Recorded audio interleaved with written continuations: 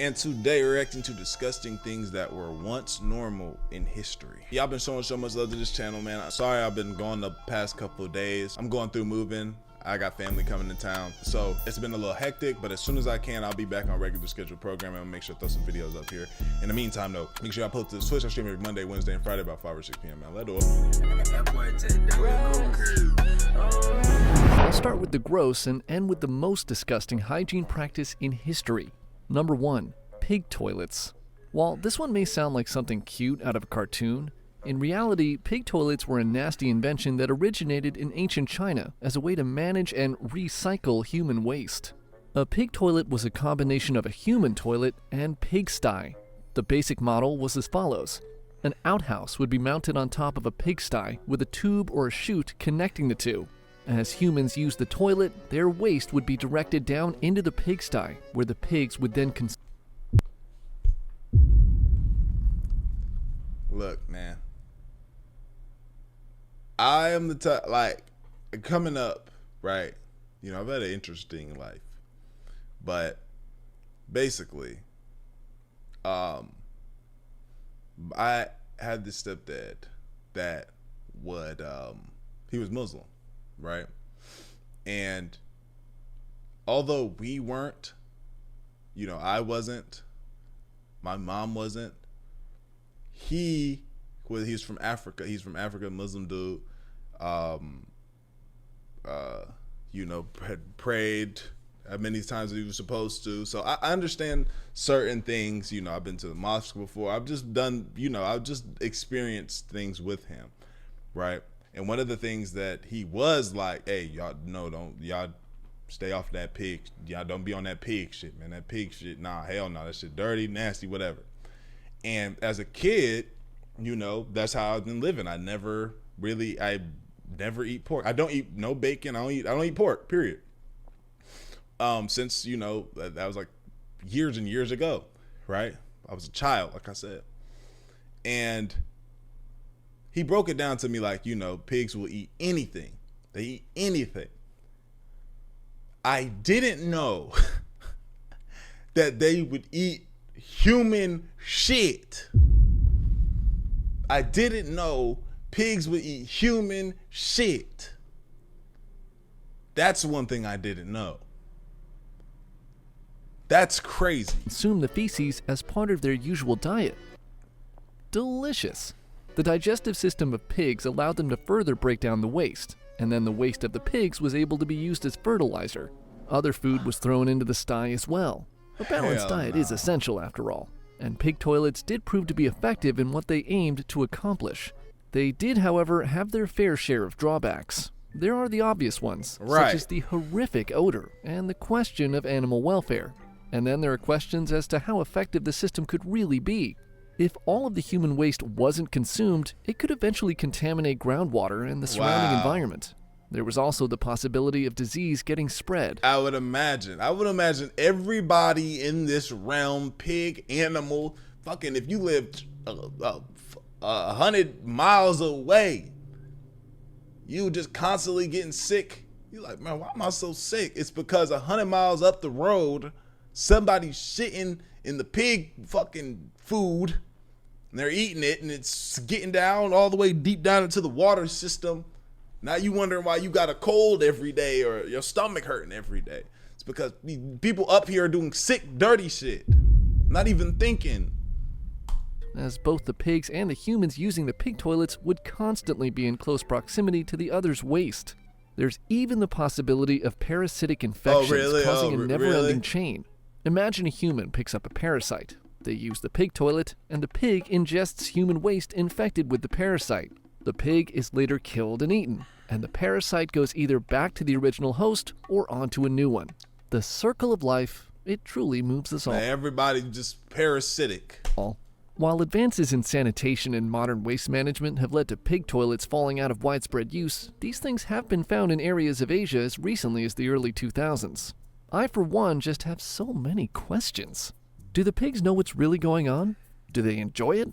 Do they get excited when they see someone walk into that outhouse? Anyways, I'm already grossed out, and this list is just getting started. Number 2. Wigs. Now, most people know that wig wearing was extremely common in the olden days, particularly in the 17th and 18th centuries in Europe. What Right. most people don't know is the fact that these wigs were almost never washed and were frequently a breeding ground for lice and other crawly pests. They were usually worn daily, so as part of your morning routine, you would wake up, get dressed, and plop what was essentially a lice nest onto your head, where it would stay for the rest of the day. Wigs were popular for many reasons in Europe during this time period. They offered a solution for people who suffered from hair loss, often due to diseases like syphilis, giving them an opportunity to present a sweet hairdo, and convince the maiden they brought home from the tavern that they... Bro, living in these times is nigga said syphilis. That's why his hair. I didn't know that was a symptom. I didn't know that's what would happen. And then this weak ass hairdo was getting you hoes to go pass this fucking shit around. And then I also didn't know that that they were just lice infested. This is just bro, these time periods, like, and maybe we're gonna fuck around. There's years and years and years and life has cycled again and they're reading about shit in the history books. They're gonna be like, yeah, people were literally actually going into restaurants and eating food, and there's gonna be like some type of nasty. Do you understand? So what how the food used to get there? They gonna break some shit down, and we be like, we all gonna be looking down, and niggas like, damn, no, we dirty as shit. I didn't know that was.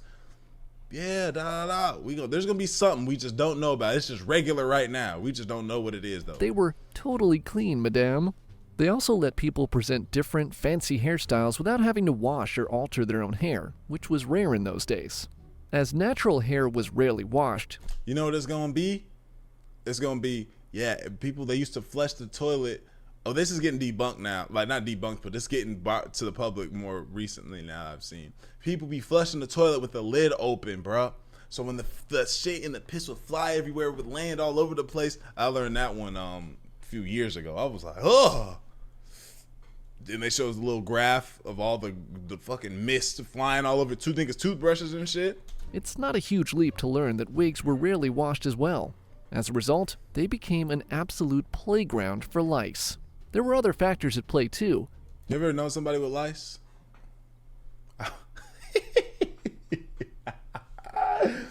I remember I knew this white boy. It was my dog back in the day too, and his ass got lice. Bro, he had the long, because this is back when Justin Bieber was, you know what I'm saying, had the world on a chokehold, so he had the long Justin Bieber cut, shit flowing a certain way, whatever. Nigga, his ass got lice, bro. I remember he had to cut his whole shit. He was low to the tip, to the head, bro, to the skull meat. He has low, and we young, so he going to school with a low cut, and people like, why you cut your hair? Why you cut your hair? I knew it's because he was my dog. So I knew he had got lice, but he was telling people, like, I forgot what he told people, but yeah, they had lice though. Wigs were fitted extremely close to the scalp, and the dark, warm environment acted as a mood-setting sauna for the lice to relax in and reproduce. What's more, wigs were sometimes made with animal hair, specifically horsehair, and lice already present on the horses could easily be transferred over directly to the person wearing the wig. Lastly, in a somewhat ironic twist, perfumed powders were often used to cover up the odors that would inevitably arise from heavily used wigs. The scents in the perfume would attract more bugs. I get maybe you don't have time to scrub it with shampoo or anything, guys, but you could at least, I don't know, rinse it out in a river every once in a while. Number 3, urine as a facial cleanser. We've all been there. Is bogus. You wake up, head to the bathroom, and realize you're out of Neutrogena. But you have sensitive skin and a huge meeting at the end of the week, so you can't afford to break out, and you don't have time to run to the CVS. The answer? Easy. Rub some of your urine all over your face. Yeah, there would have been no way that anybody could have tricked me into this. Like, even if it came out today, guys, the way your skin will be the clearest, you'll never have to do that. You only got to do it this one time. Pee in a cup, rub it all over your face. There'd have been no way. Nobody can ever get me to do that. I don't care what it would, unless they said, hey man, you put some of this urine on your face, bruh. You'll never, ever get sick or ill again. And somebody gonna come bring you $16 million. Then I'd be like, shit, all right, come on, let's do it. But this wouldn't have been, I wouldn't have got with this one. Nah.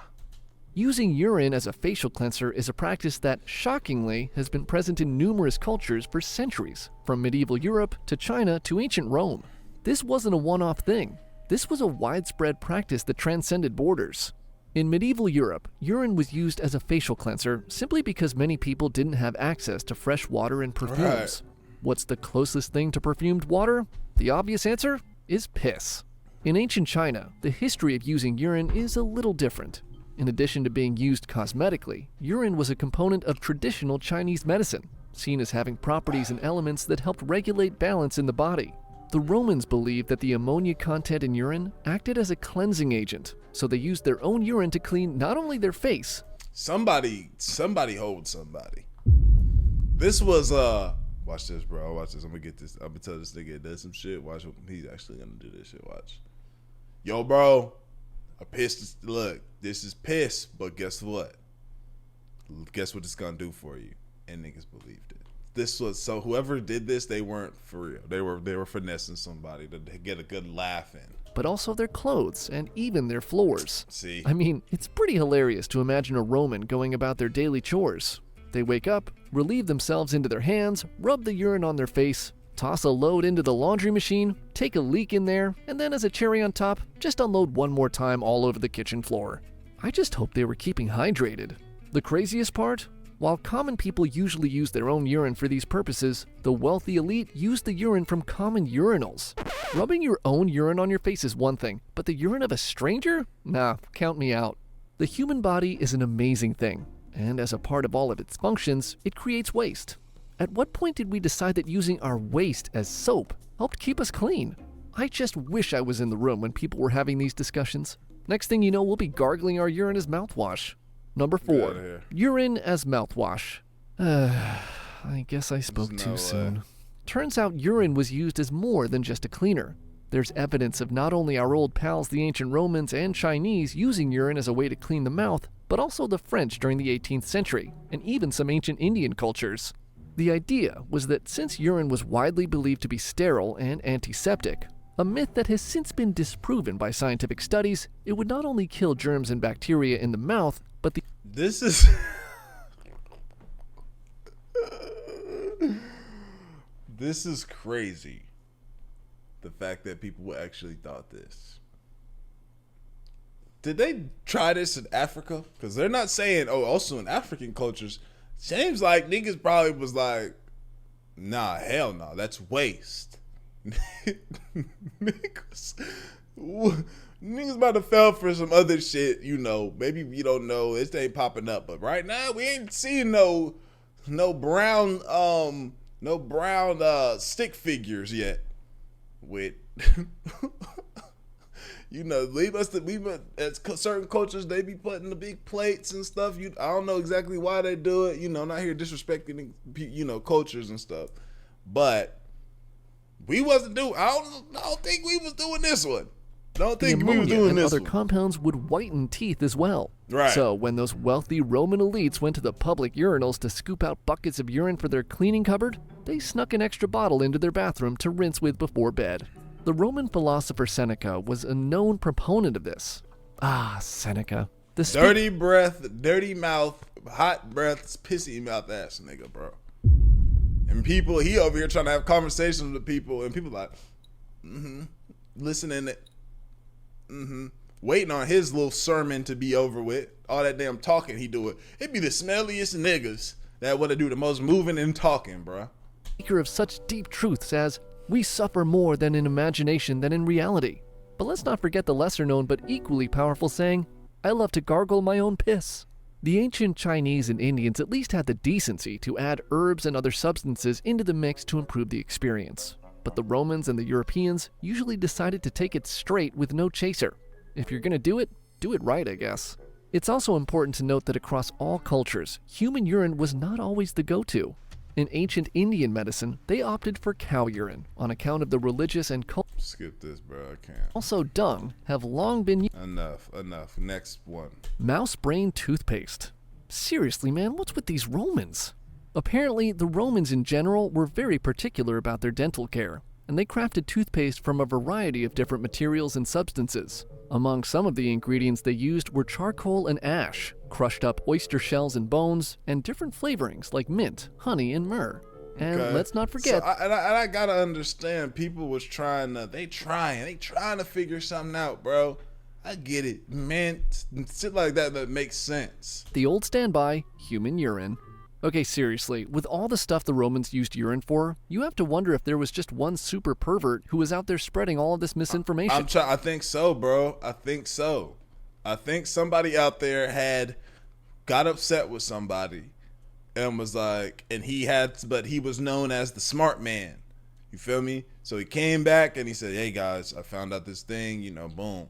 And he saw him do it. And he saw it spread around all his friends, but then it became such a widespread thing that he couldn't backtrack anymore. He's seeing his damn grandma about to do it. He got to smack it at her hand. You feel me? Like it came such widespread knowledge that, he couldn't take it back because he didn't want every limb to get sliced off or something. So he just ran with it.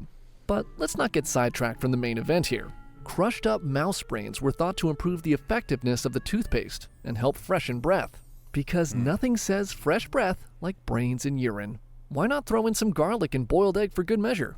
The brains, along with whatever other delightful ingredients these twisted people decided to use, would be ground up into a fine powder and then combined with some sort of binder, often honey, to form into a paste. The thing is, as crazy and disgusting as all of this seems, the Romans actually had pretty great teeth compared to other people during this period of time. As one can probably imagine, bad breath, toothaches, and cavities were. I mean, when you coming up with every fucking formula in the book, I'd imagine maybe one hit. Widespread issues in ancient times when not many people had the means or the wherewithal to properly clean their teeth. So while the actual ingredients that the Romans used are pretty gnarly on paper, there's evidence that their dental hygiene practices were very effective. Was working. When human skeletons were excavated from the ruins of Pompeii and Herculaneum, only 1/3 of the remains showed missing teeth, and very few had any evidence of cavities. I'm not saying I'm going to try it myself anytime soon, but it seems like maybe the Romans were actually onto something with this one. They cooking with something. The last one is really gross. You may want to click away. Yeah, y'all know me. I'll turn it off fast. Let's see. Number 6, Crocodile Dung Contraceptive. You're getting home from a night at Club Pyramid, and you've picked up one of the hottest girls you've ever seen. You bring her back to your place, and she asks if you have a condom. In a panic, you realize you don't. Don't worry, she says. I got some crocodile shit with me. Now, don't get me wrong. I want to practice safe sex as much as the next guy, but it feels like the ancient Egyptians were really reaching here. In the Ebers Papyrus, one of the oldest and most extensive medical texts in the history of ancient Egypt, there are descriptions of several different types of contraceptives, usually either with the goal of creating a barrier between the sperm and the uterus, or making the uterus an inhospitable environment for sperm in the first place. The women of ancient Egypt unfortunately got the short end of the stick here, and as a result, they were the ones who had to insert various substances inside themselves for the purpose of avoiding pregnancy. Some of the ingredients used were honey, cotton seeds, gum, soaked linens, and even fresh citrus juice. I mean, I don't need to have to know that squeezing a lime directly in there cannot feel very good. Undoubtedly the least hygienic and most unpleasant sounding of all the contraceptives mentioned in the Ebers Papyrus is the use of crocodile dung. How do you even get a hold of this? How do you get a hold of this? They do this on land? I thought they just did this shit in the water. They just took shit in the water. I've never even seen crocodile shit. The dung was mixed with a fermented dough made of water and plant materials and was inserted into the Yeah, I'm alright. Y'all being said, y'all let me know what y'all think, man. Like the video, so comment up, enjoy the channel. I appreciate y'all. I'm grateful for y'all. If you got grossed out in this video, make sure you like it, man. Make sure you say, dang, Dior, this was nasty as hell. I rock with you though. We gone. ADD, let's do it.